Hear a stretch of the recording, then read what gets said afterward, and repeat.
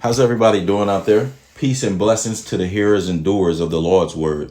This is the awakening. I am Supersonic in the messenger, and I want to go ahead and get into this spiritual topic because this is something that isn't really talked about in church at all. And so you know how we do. We want to go ahead and get into these things because everything that's in the Bible is for the Lord, like is for our purpose, our learning purposes, man. It's not, none of the things in the Bible are just to be glossed over or just like, oh, it's not significant. No. And at church, they need to quit trying to withhold these messages and actually so people can learn something. What I want to get into is talking about God hardening a person's heart and God creating people who God created people who aren't going to follow him, and he knows it. Do you understand? Is God justified in his punishment to those people? Like, this is something that people never talk about. Now, again, us as Christians, of our answer to that is yes. We already know that. We don't even have to go. We don't even need an explanation because us as Christians, it don't matter what it is. Whatever God says in his word, we're with it. We're going to go with it. Whatever God has ordained, we will go with what he says. God is the creator. You understand? That type of level of respect, it's like it goes beyond the human level of respect and reverence.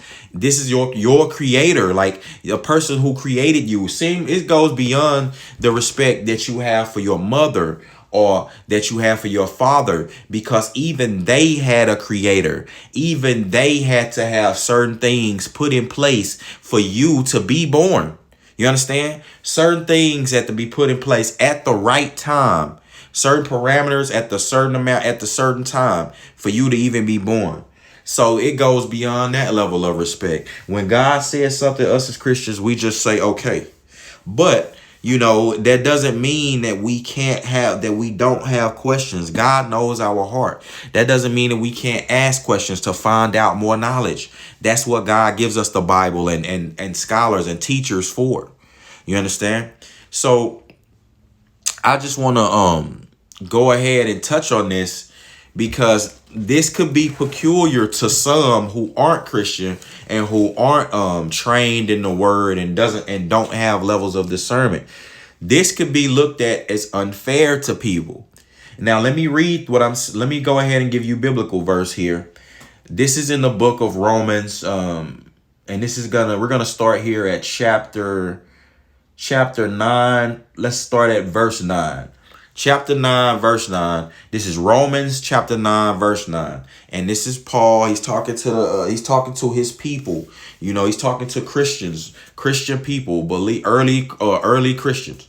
He's saying this: for God had promised, next year I will give you Sarah a son. And 10 years later, when this son Isaac was grown up and married, and Rebekah, his wife, was about to bear him twin children, God told her that Esau, the child born first, would be a servant to Jacob, his twin brother. In the words of the scripture, I chose to bless Jacob, but not Esau. You understand? And it's also a verse in the scripture that said, Jacob I have loved and Esau I have hated. God said that. Listen to me. God said, Jacob I have loved, but Esau I have hated. Now, ask yourself, did God know Esau's actions from the womb? Yes, we know that that's the case. We know that God is at all points of time, the beginning and the end, and the middle and everything in between. So he knew of Esau's actions. First of all, God was blessing Abraham, and he was blessing him with a son. This is the promise that he gave to Sarah. He told Abraham and Sarah that they were going to have a son, and years later, that their son was going to have a child. He was going to get married and have a child. He was going to have twin children. and that God was going to bless one of them, and one of them was going to be the servant of the other. And God said that he hated Esau.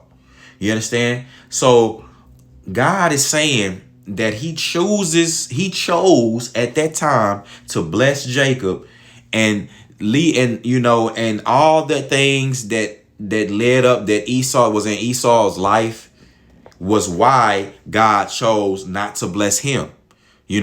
But now, okay, stay there with me. We're going to get to this though. We're not done.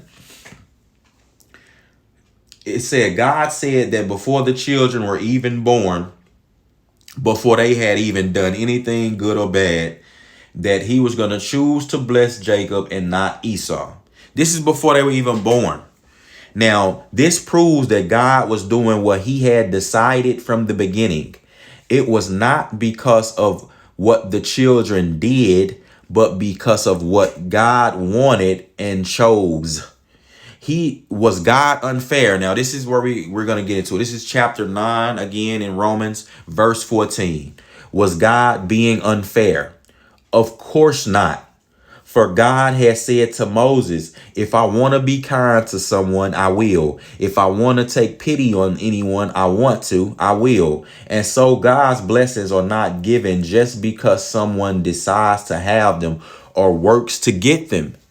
They're given because God takes pity on those who he wants to. This is biblical teaching, that God takes pity on those he wants to. Let me prove it to you, because we understand this is in verse 17. Pharaoh, the king of Egypt, was an example of this fact. God told him that he had given him the kingdom of Egypt for the very purpose of displaying the awesome power of God against him. Do you hear what I'm saying? So the whole world would hear about God's glorious name. So God created Pharaoh, put him into power, gave him all of those things, and hardened his heart. That goes to show you that God's no respecter of persons. God don't respect the things of this earth. Like the things of this earth is not especially the way they are now. It's not the way that he ordained it to be. So God isn't respecting the things of the earth, the kings of the earth. He don't have any respect for them. You understand? But you got to understand that no one attains power without God's okaying it. He okays who gets the power. Elon Musk, God ordained him to have the money. Whatever their name is, you name them. Mark Zuckerberg, God ordained him to rise up. He gave him the knowledge he had and put him in the position he had. But don't think for a second that means anything to God. Do not think for a second because you as a woman, and when I came from the bottom, earn you some wages, now you rich and now you flaunt some money. Do not think that for a second that means anything to God. You're not impressing God. You understand? All the riches of the world belong to him. And all that is filthy rags, the materials and stuff. All that stuff do is create more burdens for you. You know what I'm saying? And more bills for you. At the end of the day, some of these things, like the stuff that you have, is what's causing your problems. All of the things, you have too much stuff. Some people become hoarders. God understands that these things are detrimental to you, to your spiritual health, to your spiritual growth, to your mental growth. These things only stifle you. God has understanding, so he don't respect no riches and all of this. And even though he's the one who gives it, men of God have had riches. Solomon was one of the wealthiest men that ever lived. Moses was blessed to be able to lead a people with resources and things like that. These were blessed men. You understand? These weren't just paupers, broke men. You understand? So God understands how money works and things like that, but he don't care about any of that. That's you. That's people who care about all that clout chasing and status and money. That's you who care about that. God does not care, because he's the one who raises me. He'll raise you up. God, he does that with everybody. So as a Christian or person who believe in the Lord, don't be jealous when you see rich people getting things and moving up through life. Look at how quick they be stomped out. Look at how quick their life gets extinguished. Like you just put a blanket over a flame. It be like that. They burn for a long time. They may burn, burn violently. They may be flickering everywhere. They light may be dancing. They flame may be dancing. But soon as God get ready to end it, the blanket go over it. That's with everybody. So there's no respect to a person having some riches or a couple 100,000 more than you. Who cares? That's only this feminine society that brainwashes you to think that that's important. You know what I'm saying? It's important to live, you need things to live. But as long as you're able to do that, that's all that you need to worry about. The Lord provides for you. Like it said in the Bible, the birds not going around worrying about what they gonna eat or where they shelter is and all that. They know the Lord will provide their daily bread, man. And that's how you need to get the mindset of. I'm not saying that we all have to work, because the Lord tell you that if you don't work, or you don't eat, and if you don't work, then you will start to become impoverished and needing things, and it'll cause you to sin, because you might have to steal something to eat. You might have to do this to a person. You might have to you're not operating like how in your full capacity for God when you're like that, when you're looking for bread. That's why you have to work. But let me go ahead and continue. So it said, Pharaoh, the king of Egypt, was an example of this fact. God told him that he had given him the kingdom of Egypt for the very purpose of displaying his awesome power of God against him, so that all the world will hear about God's glorious name. So you see, God is kind to some just because he wants to be, and he makes some refuse to listen. Well then, why does God blame them for not listening? Haven't they done what he made them to do? Paul says, no, do not say that. Who are you to criticize God? Should the thing made say to the one who made it, why have you made me like this? And that covers a big spectrum of things. All this the LGBT community, people who run around trying to change their gender and sex. They wondering why God made them like this. They asking, and that's just another part of being, of wickedness. Why would you question your creator God? You know what I'm saying? And asking you, why did you make me like this? Because that's what he ordained to do, and he have a plan for you. That's the way you should look at that. But we look at things like that in an unhealthy way in society and be like, well, that was wrong, that God made a mistake and you can change yourself and do. No, you really can't. You can't. Certain things about yourself you just can't change, and it'll be healthy for you to accept it. Now, it says, now don't say that. This is verse 20. It said, no, let me start at verse 19. Well, then, why does God blame them for not listening? Haven't they done what he made them to do? No, don't say that, Paul said. Who are you to criticize God? Should the thing made say to the one who made it, why have you made me like this? When a man makes a jar out of clay, doesn't he have the right to use the same lump of clay to make one jar beautiful, to be used for holding flowers, and another to throw garbage into? Does not God have a perfect right to show his fury and power against all those who are fit only for destruction? Let me finish and I'm gonna go into that. Those he has been patient with for all this time, he has a right to take others such as ourselves, who have been made for pouring the riches of glory into, whether we are Jews or Gentiles, and to be kind to us so that everyone can see how very great his glory is. Now, let me read this to you one more time. Did you hear what I said? That in verse 23 and 24, it says this is 22. It says, does God not have the perfect right to show his fury and power against those who are only fit for destruction? Only fit for destruction. That's it. Do you understand what God's saying? Some people are born and they're only fit for that. But two things are what I want y'all to pay attention to, is that two things are happening at once. Yes, they were born like that.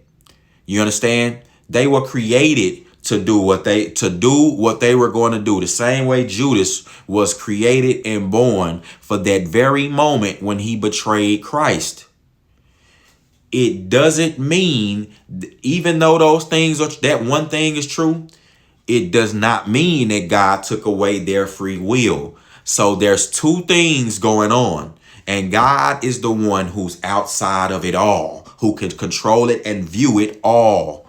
Now, God's not going to come in and tell you what to do. These men who he created for that purpose, they followed their purpose to a T with no deviation. You understand? Now, God said, like an example with Pharaoh, that he hardened his heart at the time. God hardened his heart at the time, the same way that God will give you over to a debased mindset if you're not listening over and over and over and over. He knows the heart. And again, God is in all parts of time. So he knows what you will do. Will you follow him or not? God gives grace, but there's also this thing called free will and choice that opens up a new possibility for the Lord. Just because he knows what you're going to do and he's at the end of time at that point, he's also in the other point of time where if you in alternate realities, where if you make, and he's the only one who can do that. See, you see these movies like the multiverse and people traveling to alternate realities like Ant-Man, Quantumania. Okay, sure. That may be a thing, but God is the only one who can do it, not us. So he's in all realms, all parts of time. He knows that. See, if Pharaoh had have made the decision to set God's people free, and change his trajectory, if he had did that before God gave up on him, he would have been able to try to change his mindset. But the thing is, that's if he was able to do that. But the thing is, he was never going to do that. It's the same way how Satan will never change his mind. That's what I'm trying to say. That's the same. That's just as powerful as a mindset that's geared to follow Christ for the rest of their life. That mindset, those two things are the good and evil are the stark opposites, the polar opposites that's going on in this life, in our reality and existence. Same thing was done in heaven as happens on earth. When Satan, the son of perdition, when he started that war in heaven and got all the other angels to follow him and things like that, that's when God saw wickedness within. He saw iniquity within him. You understand? Iniquity rose up in Satan before he even went to war with God. It was already building up in him. And that caused evil, and that caused an evil in heaven that had to be cast out. And that cast out to the earth. So on the earth, you have an evil presence, an evil polarizing pull, and you have good. Those two things are working at the same time. Those two polar opposites. And God is on the outside of that reality, looking at it all. And he has favor on who he has favor upon. He visits the goodwill upon who he wants and on who he chooses. But God also understands and looks at the heart. He understands the type of person that you are. God's never unfair. He's not an unfair God. No, he measures out your blessings to you as you deserve. So again, because Pharaoh wouldn't release God's people because he wouldn't follow God, God hardened his heart. And Pharaoh could no longer do the right thing. He could no longer follow God. And it says, does God not have and this is in verse 22. This is Romans chapter 8, verse 22. Does God not have a perfect right to show his fury and power against those who are fit only for destruction, those he have been patient with for all this time? And he has a right to take others such as ourselves who have been made for pouring the riches of his glory into, whether we are Jews or Gentiles, doesn't matter. And the true Jew is those who follow God. That's the true Jews who are engrafted in his family. And to be kind to us so that everyone can see how very great his glory is. God is awesome. We already know. We don't have to we could talk till we blue in the face about God's power, his awesomeness, his love, his greatness, but he's basically telling you that if he wants, that when he takes pity on who he wants, and that he raises up some people were only fit for destruction. When these people they've been building it up in their mind and in their actions, in their life, and these people are only fit for destruction. That's what God is saying, that there are people who are created, and in their life they are only fit for destruction. This is gonna, because of their mindset, because of the type of people that they are. And it's not unfair at all for God to mete out his punishments on those who choose to continue in that life. Just because you are created and you do wrong, you created to do that wrong, that does not mean that God is still not going to punish you because you engaged in the wrong.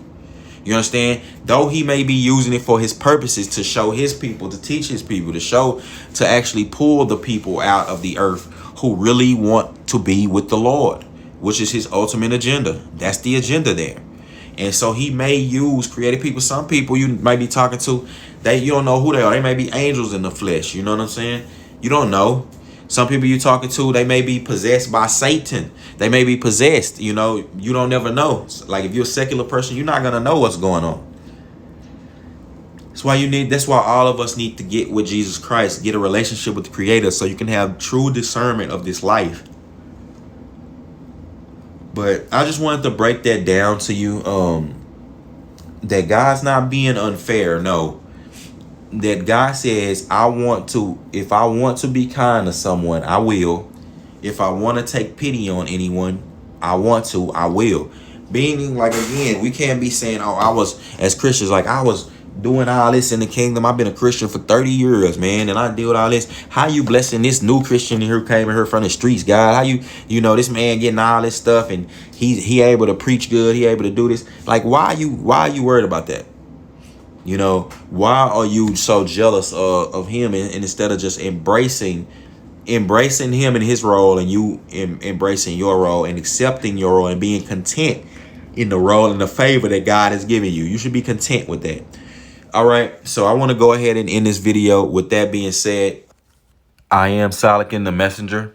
Peace and blessings to the hearers and doers of the Lord's word. You be safe. I'm gone.